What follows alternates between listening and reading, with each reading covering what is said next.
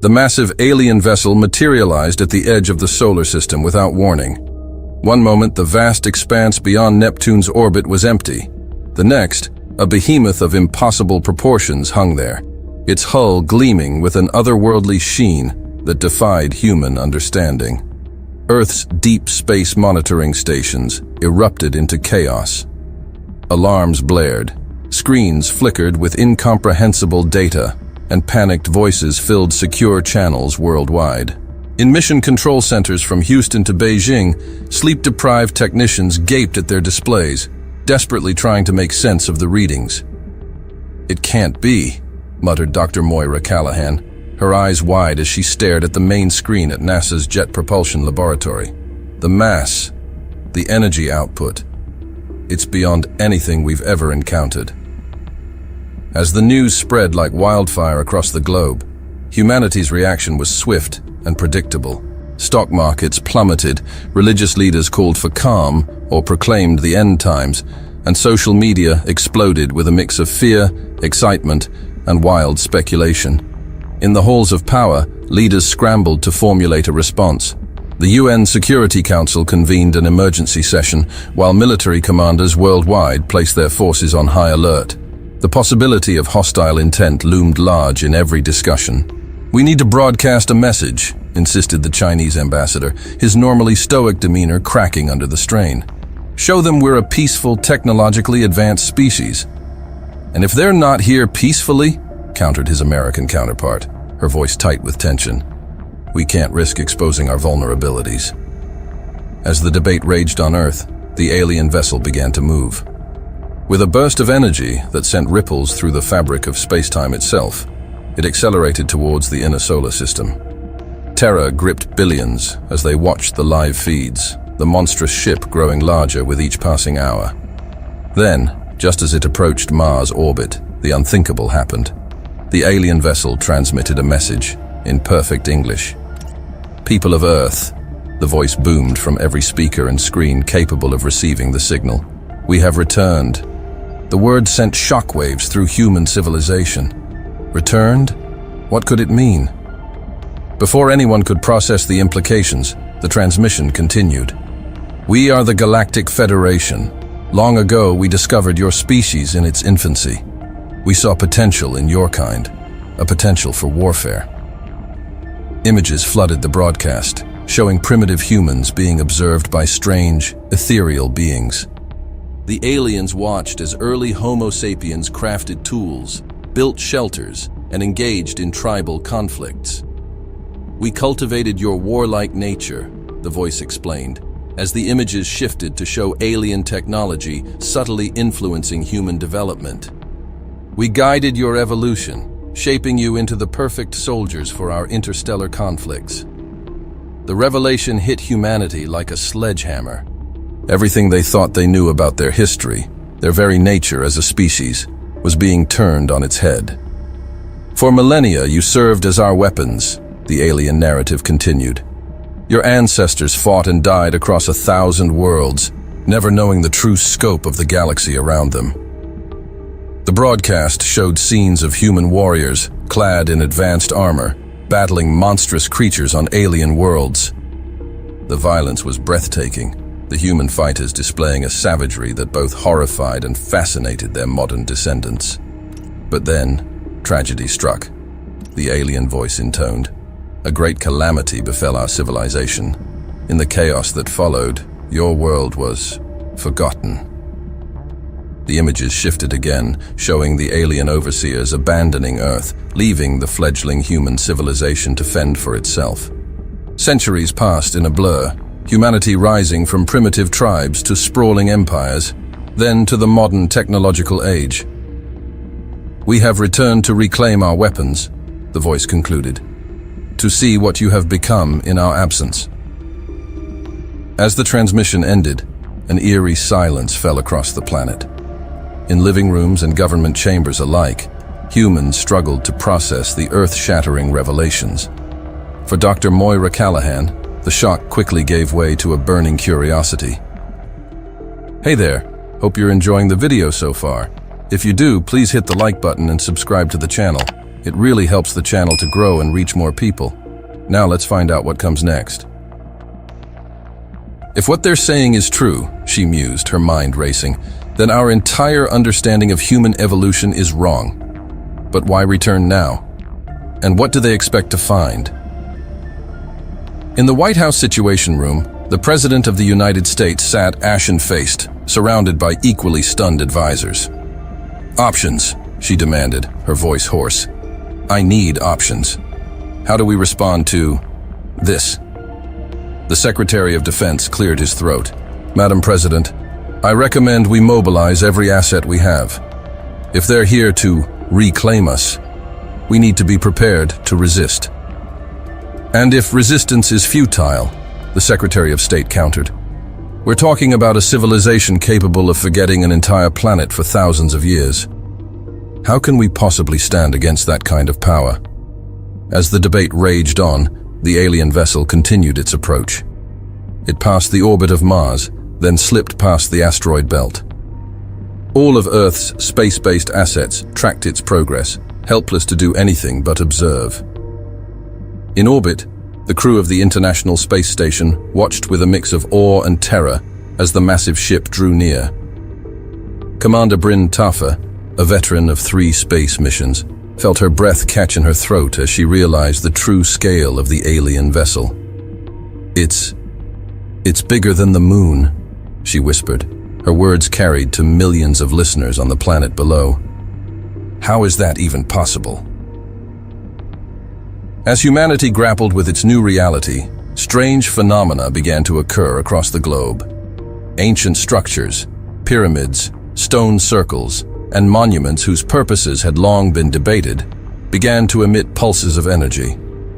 Archaeologists and physicists alike were baffled as these sites, scattered across every continent, seemed to awaken after millennia of dormancy. In the remote highlands of Peru, Dr. Miguel Sanchez and his team watched in disbelief as the ruins of Machu Picchu thrummed with an otherworldly glow.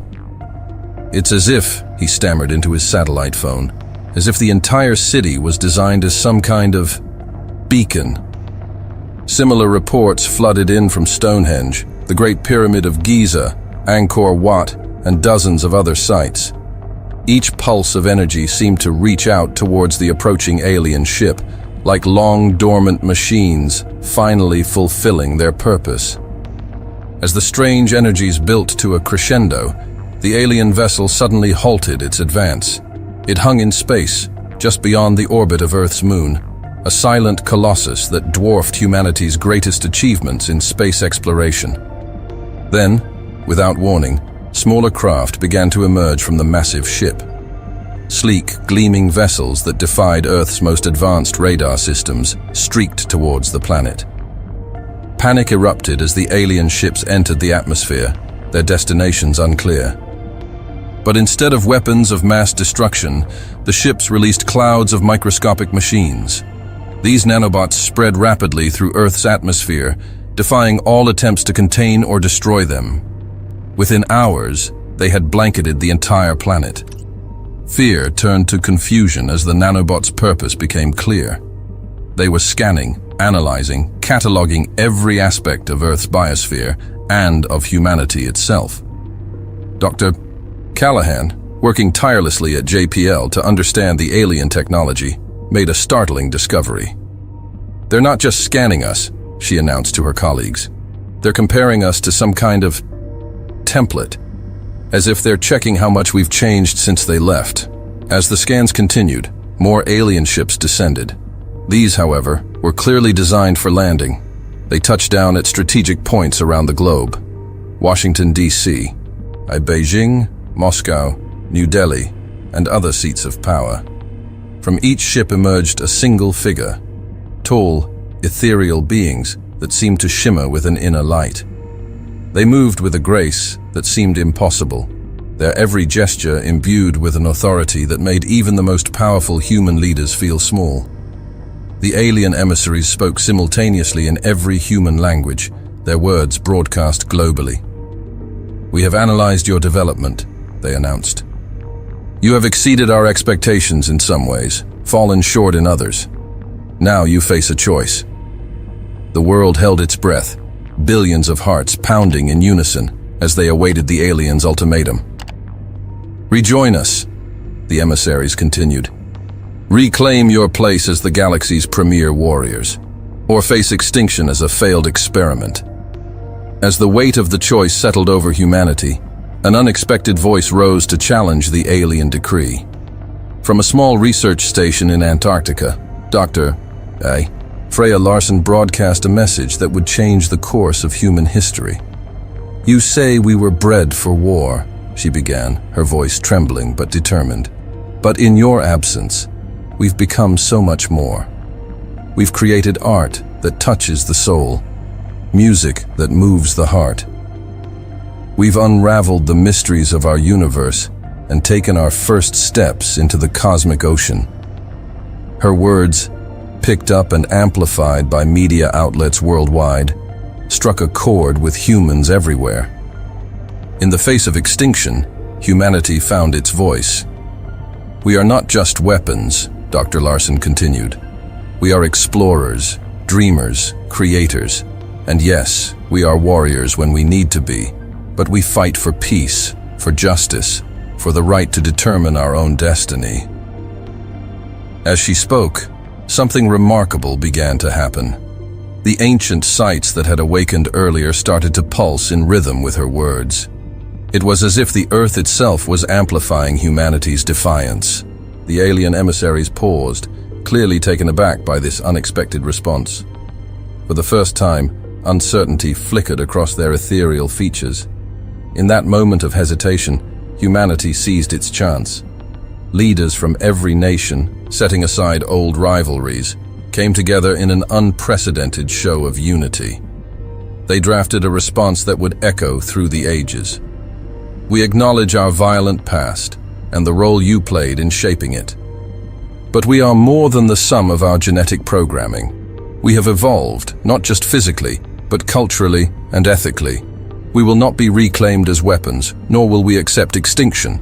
Instead, we offer a third choice. Let us show you what we've become. Let us prove our worth, not as soldiers, but as allies." As the human response was transmitted, the alien vessel seemed to vibrate with an inner tension. The fate of Earth hung in the balance, with humanity's future hinging on whether their impassioned plea would be heard. Then, slowly, incredibly, the massive ship began to change. Its sleek surface rippled and shifted, sections realigning to reveal a colossal holographic projection. The image flickered to life, displaying a panoramic view of Earth's history since the aliens' departure. Billions of humans watched in awe as millennia of progress unfolded before their eyes. The projection began with primitive tribes scattered across continents, struggling to survive in a harsh world. As the images accelerated, civilizations rose and fell, each leaving its mark on the tapestry of human achievement. The Great Pyramids of Giza pierced the sky, the Roman Empire expanded and crumbled, and great cathedrals reached towards the heavens. Then came the Renaissance, an explosion of art and science that seemed to make the hologram itself pulse with vibrant energy. Leonardo da Vinci's sketches danced alongside Michelangelo's sculptures, while Galileo's telescopes peered into the cosmos. The Industrial Revolution roared to life, belching smoke and steam as humanity harnessed the power of machines. Cities grew at an unprecedented rate, steel and concrete monuments to human ingenuity stretching towards the clouds. World wars raged, showcasing humanity's capacity for both destruction and resilience. The projection didn't shy away from the horrors, but it also highlighted the courage and sacrifice that ultimately led to peace. As the 20th century dawned in the hologram, the pace of progress became dizzying. The Wright brothers took to the skies, their fragile aircraft evolving into supersonic jets in the blink of an eye. Einstein's theories revolutionized physics, while the unleashing of atomic power served as both a warning and a promise of untapped potential. Computers shrunk from room-sized behemoths to handheld devices, connecting the world in a web of instant communication. Medical breakthroughs eradicated diseases that had plagued humanity for centuries, while green technologies began to heal the scars left by industrial excess. The hologram culminated with humanity's first tentative steps into space. Sputnik, Yuri Gagarin, the moon landing, the International Space Station, and the latest Mars rovers. As the projection faded, the message was clear. In the aliens' absence, humanity had not merely survived, it had thrived.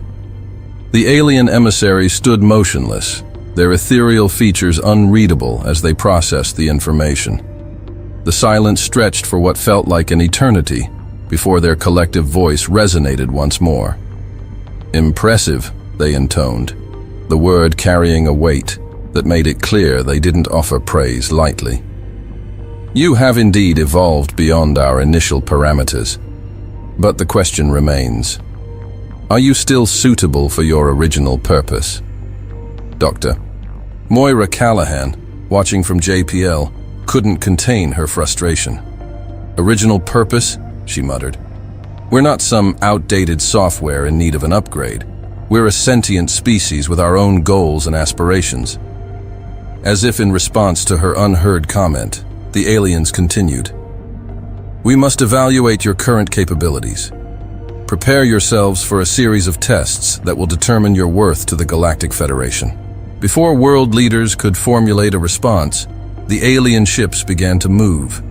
They spread out across the globe, positioning themselves over major population centers. From each vessel, a beam of shimmering energy descended, enveloping entire cities in translucent domes. Panic erupted as people found themselves cut off from the outside world. Communications within the domes functioned, but nothing could penetrate the energy barriers. In New York, Tokyo, London, and dozens of other metropolises, millions of people became unwilling participants in the aliens' grand experiment. Inside the domes, strange phenomena began to occur. In Central Park, the trees suddenly burst into bloom, their branches heavy with fruit never before seen on Earth. Pedestrians on the Champs-Élysées in Paris watched in amazement as the street beneath their feet transformed into a liquid that somehow supported their weight. The alien voice echoed through each dome. "Adapt, survive, prove your worth." As the implications of their situation sank in, humanity's response was as varied as its population. In some domes, chaos reigned as looters took advantage of the confusion. In others, communities banded together, pooling resources and knowledge to face the unknown challenges ahead. Dr. Freya Larson, whose impassioned speech had caught the aliens' attention, found herself transported to the dome over Sydney. As she took in her new surroundings, she noticed subtle changes in the environment. The air seemed charged with an unfamiliar energy, and even gravity felt slightly off. "They're not just testing our physical capabilities," she realized, her mind racing. "They want to see how quickly we can adapt to new conditions, how we problem solve under pressure." Across the globe, similar revelations were dawning on the trapped populations. In Moscow's Red Square, a group of physicists huddled together, their breath frosting in the suddenly Arctic air. One of them, Dr. Leander Kask, pulled out a notebook with shaking hands. "We need to document everything," he insisted. "Every change, every challenge. If we can understand the parameters of their tests, maybe we can get ahead of them." Meanwhile, outside the domes, the rest of humanity grappled with their new reality. Governments scrambled to maintain order and provide aid to the affected cities, all while preparing for the possibility that the tests might spread. In Washington, D.C., the president addressed the nation from a heavily guarded bunker. "My fellow Americans indeed, my fellow humans," she began, her voice steady despite the weight of the situation. "We face a challenge unlike any in our history. But if these aliens thought to break us apart, they have gravely miscalculated. Today, we stand united, not just as a nation, but as a species." Her words resonated across the globe, inspiring a wave of cooperation that transcended old rivalries. Chinese and American scientists shared data freely, while historic enemies pooled military resources to protect vulnerable populations. As days turned into weeks, the true nature of the aliens' tests became clearer. Each dome presented unique challenges, pushing the limits of human adaptability, intelligence, and resilience. In the London Dome, the Thames had been replaced by a river of flowing data, literal streams of binary code that, if deciphered, contained crucial information about the dome's life support systems. Computer scientists and cryptographers worked around the clock, translating the ever-changing flow into usable knowledge. The Dubai Dome became a vertical labyrinth, its skyscrapers twisting into impossible shapes that reconfigured themselves daily. Engineers and parkour enthusiasts formed an unlikely alliance, mapping the shifting cityscape and establishing safe routes for supply distribution. Perhaps the most daunting challenge emerged in the São Paulo Dome, where the laws of physics seemed to be in constant flux. Gravity waxed and waned unpredictably, while the speed of light itself fluctuated, creating mind-bending visual distortions. Physicists worked alongside artists and athletes, developing new ways of moving and perceiving that allowed them to navigate the chaos. Outside the domes, humanity's finest minds raced to understand and potentially counteract the alien technology. Dr. Callahan led a global team in analyzing every scrap of data that managed to leak through the energy barriers.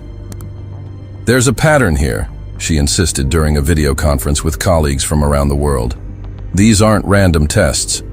They're pushing us in specific directions, probing the limits of our cognitive and physical evolution." As the tests continued, an unexpected phenomenon began to emerge. People inside the domes started to display abilities that defied conventional explanation. A group of teenagers in the Tokyo Dome discovered they could communicate telepathically, while a firefighter in Chicago found he could manipulate the intensity of flames with his mind. Dr. Larson, observing these developments in Sydney, proposed a startling theory. "The domes aren't just testing us," she explained to a rapt audience of fellow scientists. "They're accelerating our evolution, pushing us towards the potential the aliens saw in us millennia ago." The implications were staggering. Humanity was changing, adapting at a pace never before seen in Earth's history. But with these changes came new fears. Would those outside the domes accept their altered brethren? And more pressingly, what would happen when the domes finally came down? As the first month of tests drew to a close, the alien emissaries once again addressed the world. Their tone, previously cold and analytical, now carried a hint of something almost like respect. "Humans of Earth," they began, their words echoing across the planet and throughout the domes. "You have surpassed our initial expectations, but the true test is yet to come." With that cryptic message, the domes began to dissolve. As the energy barriers faded, the altered cityscapes emerged like fever dreams made real. New York's skyline twisted into impossible geometries, its skyscrapers now living, breathing entities that pulsed with an inner light. Tokyo's streets flowed like mercury, reflecting a sky ablaze with colors never before seen by human eyes. In London, the Thames had become a river of pure data, binary code cascading through the heart of the city in a mesmerizing dance of information. Humanity stumbled out of the domes, forever changed. Those who had been inside bore the marks of their accelerated evolution, eyes that glowed with newfound power, skin that shimmered with bioluminescent patterns, minds linked in ways that defied conventional understanding. Those who had remained outside watched in awe and trepidation, unsure how to react to their altered brethren. Dr. Freya Larson emerged from the Sydney Dome, her once jet-black hair now streaked with silver that seemed to move of its own accord. She reached out with her mind, feeling the thoughts and emotions of those around her like a symphony of human experience. "We've become something more," she whispered, her voice carrying an otherworldly resonance.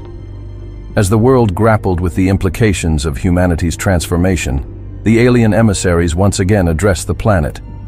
Their voices, now tinged with a mix of curiosity and what could almost be described as excitement, echoed across the globe. "Humans of Earth, you have proven yourselves intriguing. The time has come for you to learn of your place in the greater galactic community. With those words, the sky above every major city on Earth shimmered and parted, revealing a breathtaking view of the cosmos beyond. Stars, nebulae, and entire galaxies sprawled across the heavens in a display that defied comprehension. And there, amidst the cosmic tapestry, countless points of light pulsed with intelligence. The worlds of the Galactic Federation. "Behold," the aliens intoned, "the civilization you were meant to serve." Images flooded the minds of every human on the planet, a torrent of information that threatened to overwhelm even their newly enhanced cognition. They saw the rise of the Galactic Federation, a union of thousands of species spread across millions of worlds. They witnessed epic battles against eldritch horrors from beyond the galactic rim, conflicts that had raged for eons before humanity's ancestors had even learned to walk upright. And then, they saw the calamity that had led to Earth's abandonment. A war unlike any other had erupted within the Federation, not a conflict of weapons and soldiers, but a battle of ideologies that threatened to tear the galactic community apart. One faction, led by beings of pure energy calling themselves the Ascended, pushed for a future of transcendence beyond physical form. Another, the bioengineers, sought to perfect organic life through increasingly extreme modifications.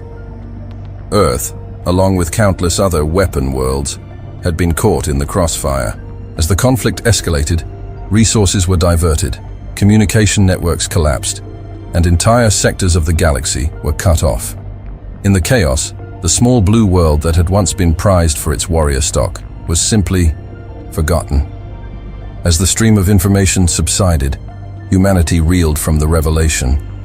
They had been abandoned not out of cruelty or neglect, but as an unintended consequence of a war beyond their comprehension. Dr.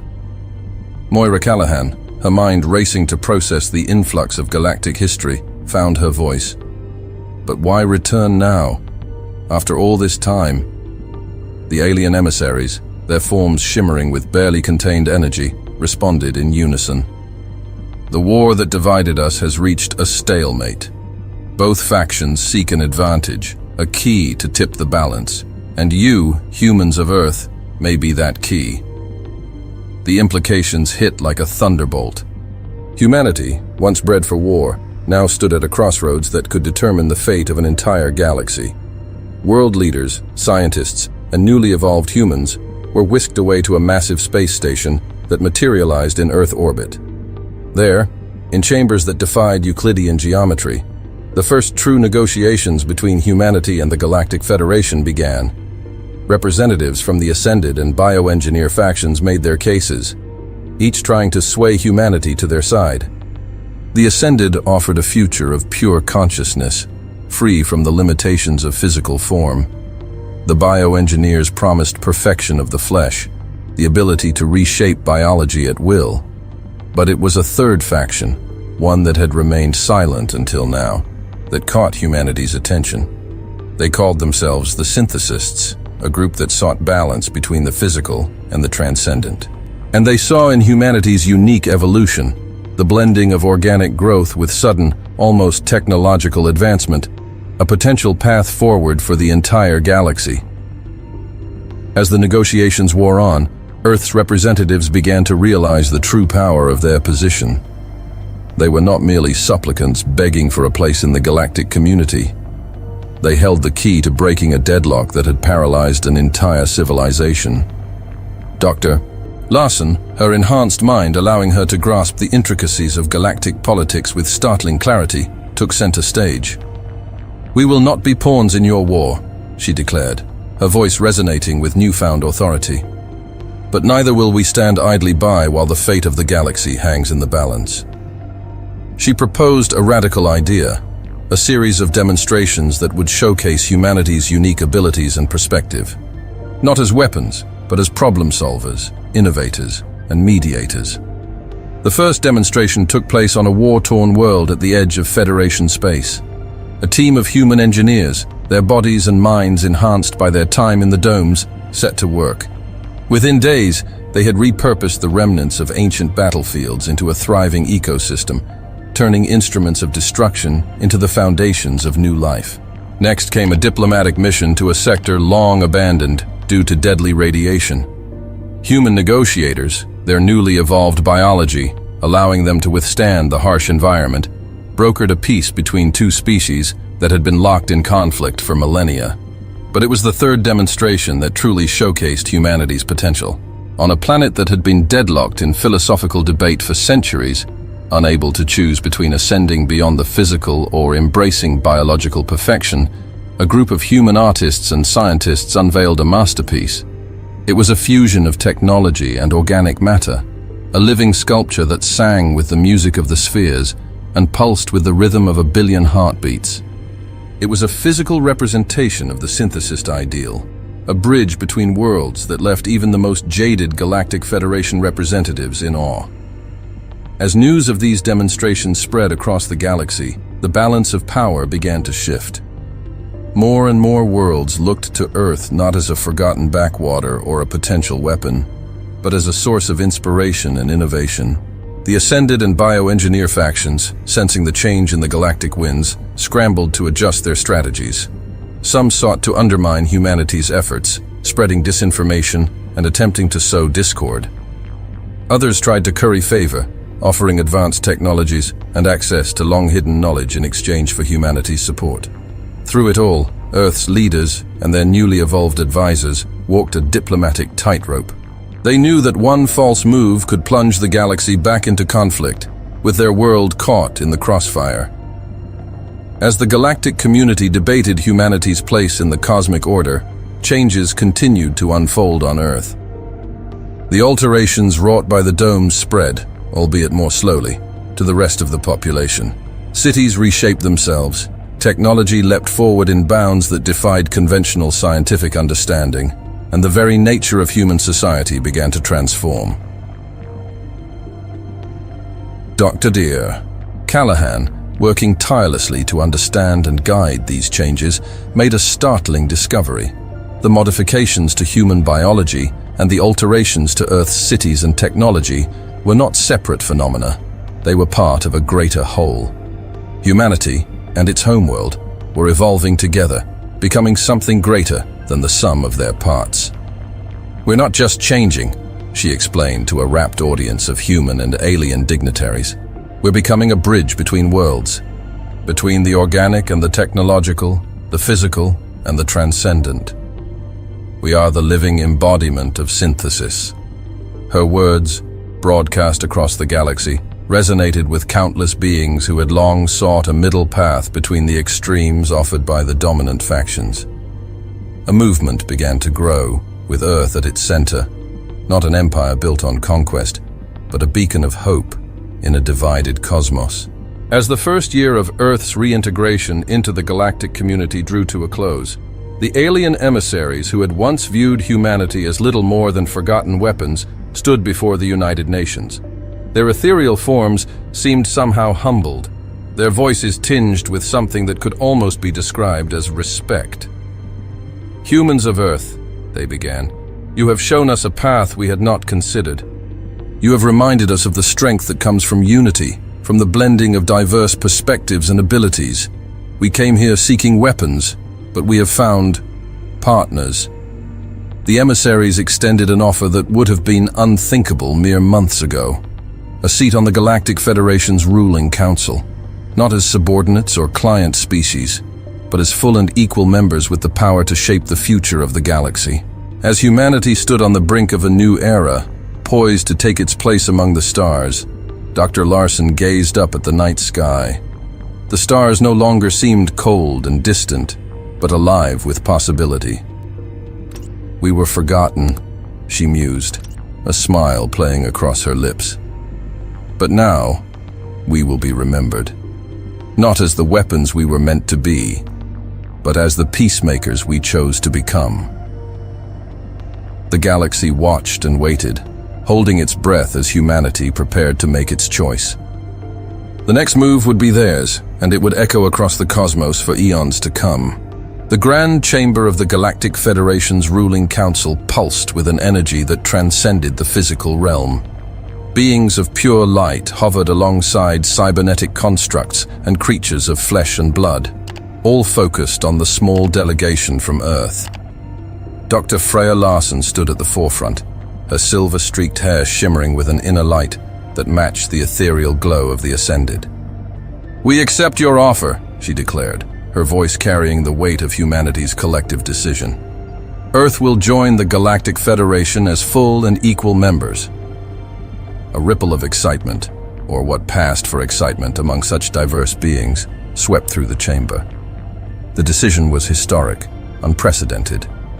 Never before had a species risen from forgotten weapon to council member in such a short span of time. As the formalities of Earth's induction proceeded, few noticed the shadowy figure that slipped out of the chamber. Ambassador Wraithkull of the Void-born Confederacy, a loose alliance of species from the darkest reaches of the galaxy, moved with purpose through the twisting corridors of the station. Its form seemed to absorb light, leaving only a vague outline visible to those it passed. In a secure communication chamber, Wraithkull activated an encrypted channel. "The humans have been granted full membership," it hissed, its voice a discordant whisper. "Our worst fears are realized. They must be eliminated before they upset the balance of power." Light years away, on a planet shrouded in perpetual darkness, a massive war fleet began to stir. Ships that resembled nothing so much as twisted metallic nightmares powered up weapons capable of shattering worlds. The Voidborn had long watched from the shadows, waiting for their moment to strike at the heart of the Federation. Now, with the human wildcard in play, they could wait no longer. Back on Earth, the celebration of their newfound galactic status was in full swing. Cities glowed with bioluminescent displays that put the northern lights to shame. In the streets of New York, Tokyo, and Lagos, humans danced alongside holographic projections of their new alien allies. Dr. Moira Callahan, however, felt a nagging sense of unease. She stood in the control room of the newly constructed Terran Defense Network, a globe-spanning system that merged human ingenuity with gifted alien technology. "Something doesn't feel right," she muttered, her enhanced senses picking up minute disturbances in the data streams. Her concerns were interrupted by an urgent transmission. A holographic figure materialized. Captain Kira Donovan, leader of the first human deep space expedition. Her face was grim, her uniform torn and scorched. "Dr. Callahan, we've stumbled onto something big," Donovan reported, her voice tight with tension. "There's a massive fleet mobilizing in the outer rim. We intercepted communications. They're planning to attack Earth." Callahan's blood ran cold. "How long do we have?" "Days, maybe less. We're transmitting all the data we've gathered, but our ship took heavy damage escaping. We'll try to make it back, but..." The transmission cut off abruptly, leaving only static. Callahan's mind raced. The Federation was vast, but its forces were spread thin, still recovering from centuries of internal conflict. Earth's defenses, while advanced, were untested against a full-scale invasion. They needed more time, more resources. She slammed her hand down on the emergency broadcast system. Within seconds, her face appeared on screens across the globe and on every human outpost and ship in Federation space. "This is not a drill," she began, her voice steady, despite the fear clawing at her gut. "Earth faces an imminent threat. All defense personnel report to your stations. All civilians, proceed calmly to your designated shelters.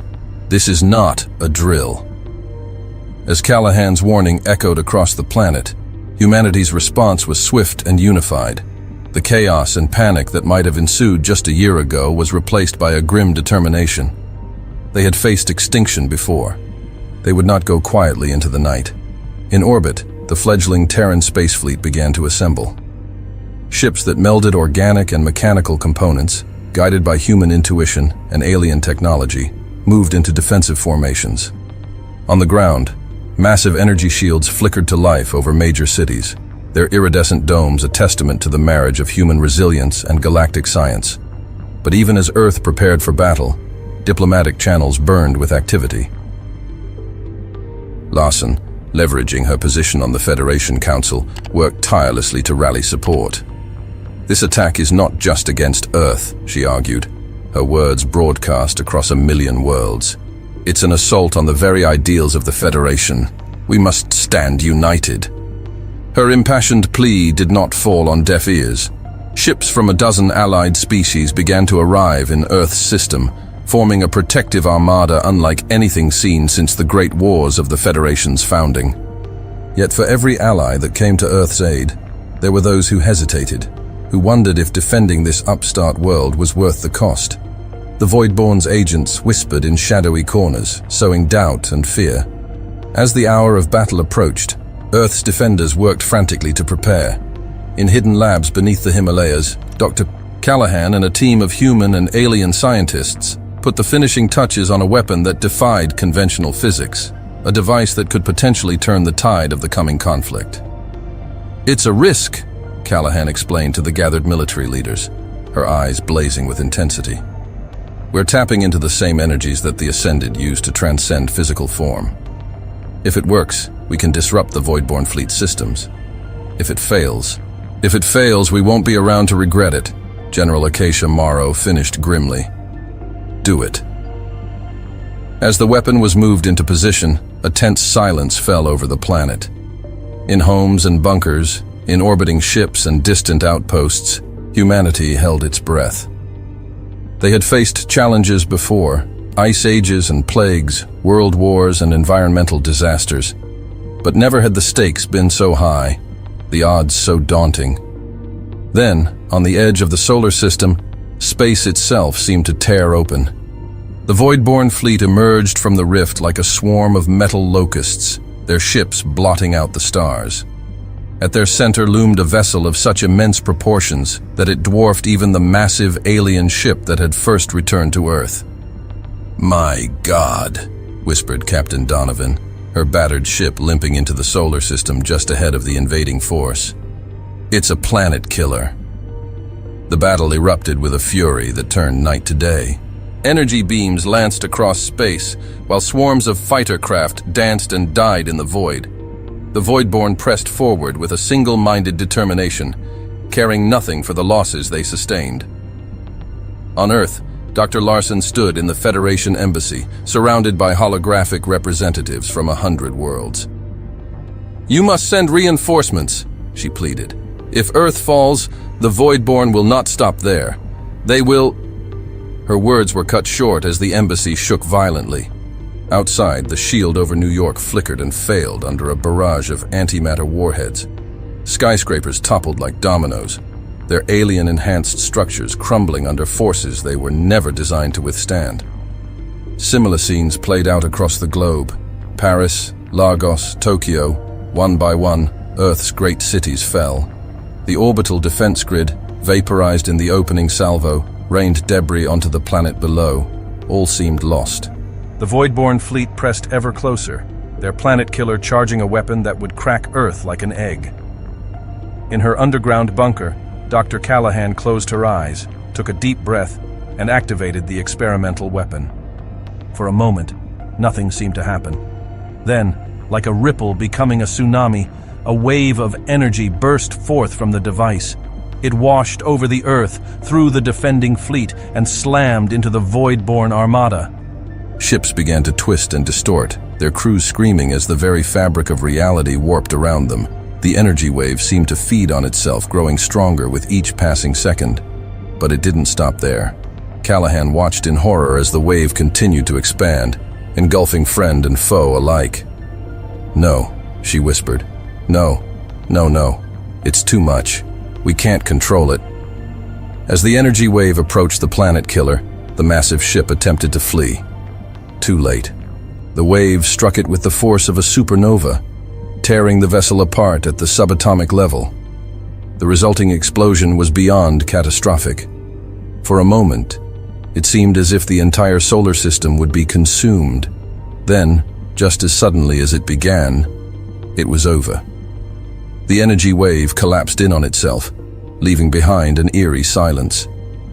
As the dust settled and sensors came back online, the survivors took stock of the situation. The Voidborn fleet was gone, utterly annihilated. But so too were many of the defending ships. Earth itself, while still intact, bore deep scars from the battle.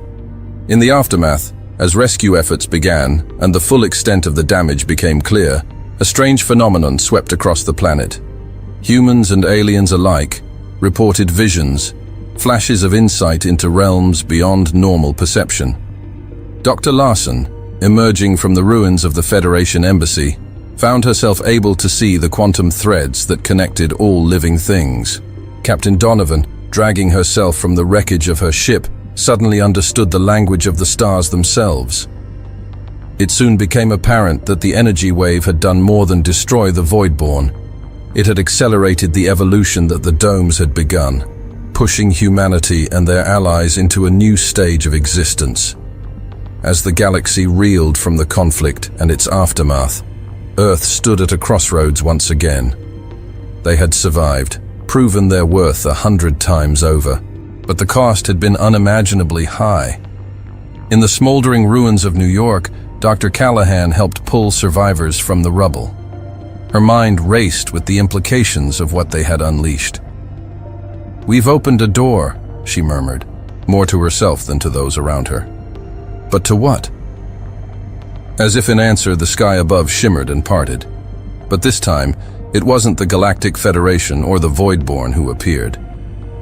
Something older, vaster, and infinitely more mysterious had taken notice of the tiny blue world and its improbable inhabitants. The next chapter of humanity's journey was about to begin, and nothing would ever be the same. As the shimmering rift in the sky widened, a collective gasp rippled across the planet. From the tear in reality emerged a being of such incomprehensible vastness that the human mind struggled to process its form. It was as if a living constellation had descended upon Earth, its body a tapestry of swirling nebulae and pulsing starlight. "I am Kairos," a voice resonated in the minds of every sentient being on the planet, its tone neither male nor female, young nor old, but a harmony of all voices across time and space. "You have drawn the attention of the cosmic architects." As humanity reeled from this new revelation, the remnants of the Galactic Federation fleet regrouped around Earth. The Ascended, bioengineers, and synthesists, their differences momentarily forgotten in the face of this new power, gathered to confront the entity known as Kairos. Dr. Larson, her newly evolved senses reeling from the cosmic presence, stepped forward as Earth's representative. "We meant no offense," she began, her voice steady despite the awe threatening to overwhelm her. "We were merely defending ourselves."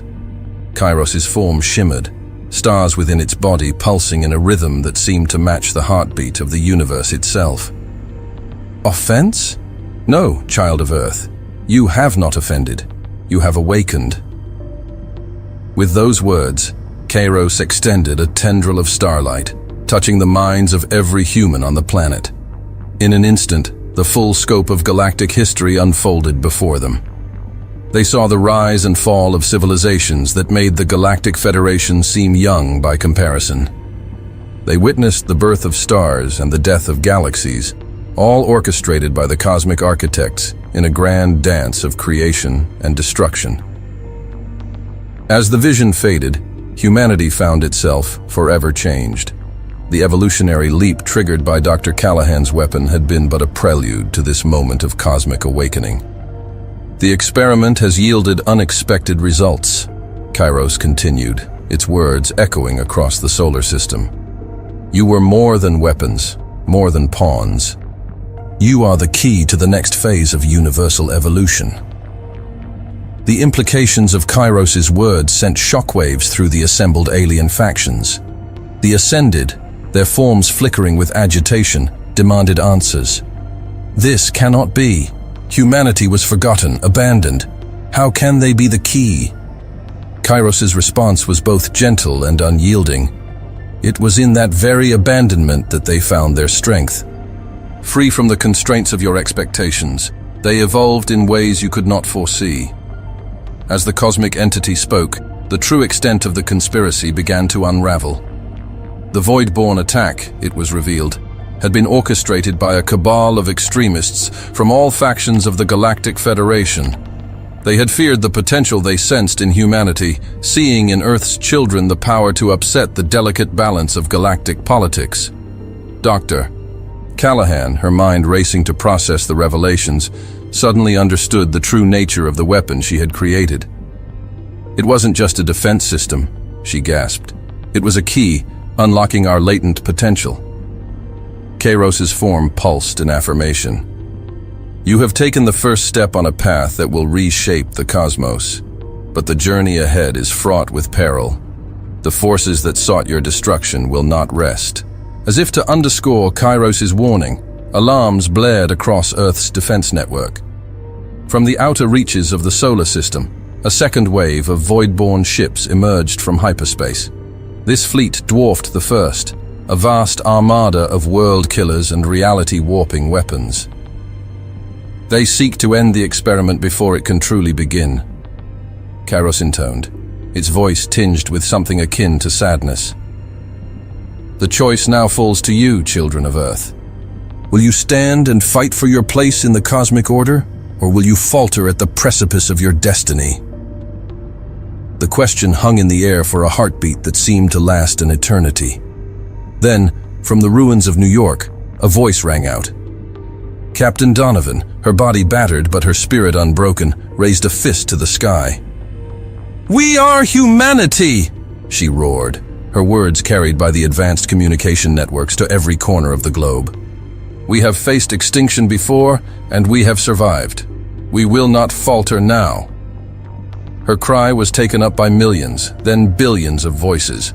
From the shattered cities and bunkers, from orbiting stations and lunar colonies, humanity's answer echoed across the cosmos. We stand. As one, the people of Earth reached out with their newly awakened senses, tapping into the very fabric of reality.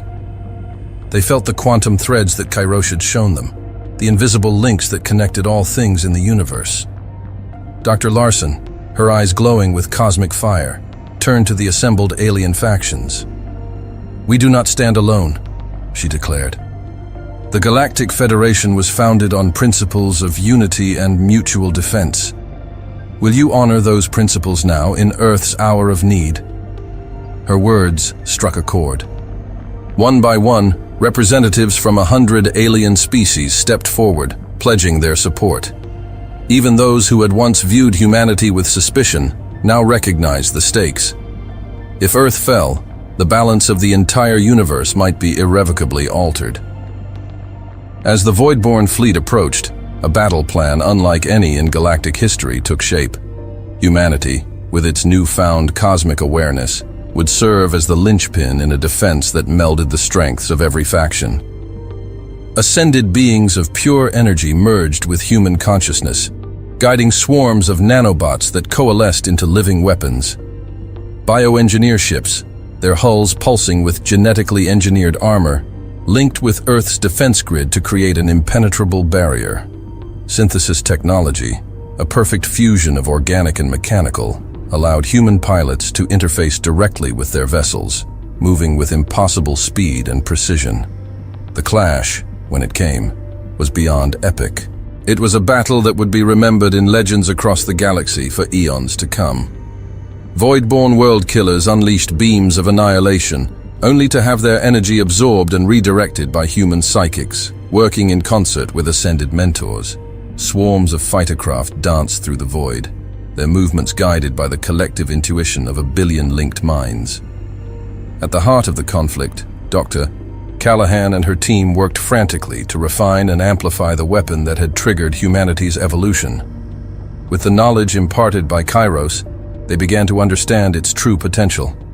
It wasn't just a weapon, but a tool of creation, capable of rewriting the very laws of physics within a localized area. As the battle raged, with losses mounting on both sides, Callahan made a fateful decision. "We need to target the Void-born flagship," she announced to the unified command. "Not to destroy it, but to transform it. The plan was audacious, bordering on insane.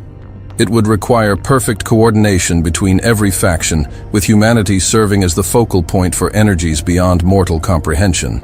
One mistake, 1 millisecond of misalignment, and the backlash could tear a hole in the fabric of space-time itself. Captain Donovan, leading a squadron of hybrid fighters, volunteered to spearhead the assault. "We'll punch a hole in their defenses," she promised, her voice steady despite the weight of 1 trillion lives resting on her shoulders. "Just be ready to take the shot." What followed was a display of heroism and sacrifice that would be immortalized in song and story for generations to come. Donovan's squadron, joined by the most skilled pilots from 12 alien races, launched a desperate attack on the Voidborne flagship. They weaved through a maelstrom of antimatter missiles and gravity lances, each pilot pushing their craft and their newly enhanced reflexes to the absolute limit. One by one, Donovan watched her comrades fall. But with each sacrifice, the hole in the Voidborne defenses widened. As her own ship took a critical hit, systems failing and hull breached, she broadcast a final message. "Now, Callahan, take the shot, Doctor." Callahan, her hands steady despite the tears streaming down her face, activated the device. A beam of pure possibility lanced out from Earth, threading the needle through the gap in the Voidborne defenses. It struck the flagship dead center, and for a moment, all of reality seemed to hold its breath. The Voidborne vessel began to warp and twist, its form shifting through 1,000 permutations in the blink of an eye. The change rippled outward, engulfing ship after ship in the enemy fleet. Where once there had been engines of destruction, there now floated delicate crystalline structures, pulsing with inner light. As the transformation spread, the tide of battle shifted dramatically. The remaining Voidborne ships, their command structure shattered and their reality altered, fell into disarray. Some fled, vanishing into the depths of space. Others surrendered, their crews emerging changed both physically and mentally by the wave of cosmic energy. In the aftermath of the battle, as the dust of shattered worlds and broken fleets settled, a solemn hush fell over the solar system. The cost of victory had been steep, with millions of lives lost, and entire planets scarred by the conflict. Yet amidst the grief, there was also a sense of awe and possibility. Kairos, who had observed the battle without intervening, now addressed the assembled forces of Earth and the Galactic Federation. "You have proven yourselves worthy," the cosmic entity intoned. "The path ahead is long and fraught with challenges beyond your imagining. But you have taken the first step towards joining the ranks of the cosmic architects." As Kairos's form began to fade, returning to realms beyond mortal comprehension, a final message echoed in the minds of all present. "Remember this day, for it marks not an ending, but a beginning. The true test still lies ahead."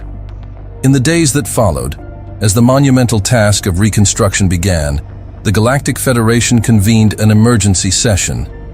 The agenda was clear: to determine the fate of Earth and its newly evolved inhabitants. The debate was fierce, with impassioned arguments from all sides. Some saw humanity as saviors, the key to breaking the stagnation that had gripped galactic civilization for millennia. Others feared the potential for chaos and destruction that Earth's children now wielded. Dr. Lawson, speaking on behalf of humanity, made a final plea. "We do not ask for dominion or special treatment," she declared, her voice carrying the weight of her species' hopes and fears. "We ask only for the chance to stand alongside you as equals, to face the challenges of the cosmos together." As the vote was called, tension gripped not just the council chambers, but every world that had tuned in to witness this historic moment. The result, when it came, was closer than anyone had dared to predict. By the slimmest of margins, Earth was granted full membership in the Galactic Federation. Yet even as celebration erupted across human colonies and allied worlds, a shadow loomed on the horizon. The conspiracy that had driven the Voidborne attack ran deeper than anyone had realized. In the darkest corners of the galaxy, those who feared change and progress were already regrouping, planning their next move. As Earth prepared to take its place on the galactic stage, Dr. Callahan found herself staring at the stars with a mix of hope and trepidation. The weapon that had saved them, that had unlocked humanity's potential, was both a gift and a burden. In the wrong hands, it could reshape reality itself. "We've opened Pandora's box," she murmured to Dr. Larson, who stood beside her on the observation deck of the newly constructed Terran embassy. "The question is, are we ready for what comes next?" Larson's gaze was fixed on the cosmic horizon, where new worlds and new challenges awaited. "Ready or not," she replied, a smile playing at the corners of her mouth. "The next chapter of our story is about to begin, and this time, we write it ourselves." As if in response to her words, a shooting star blazed across the sky, a reminder that in the vast tapestry of the cosmos, humanity's journey was just beginning. The battle for Earth was over, but the war for the future of the galaxy had only just begun.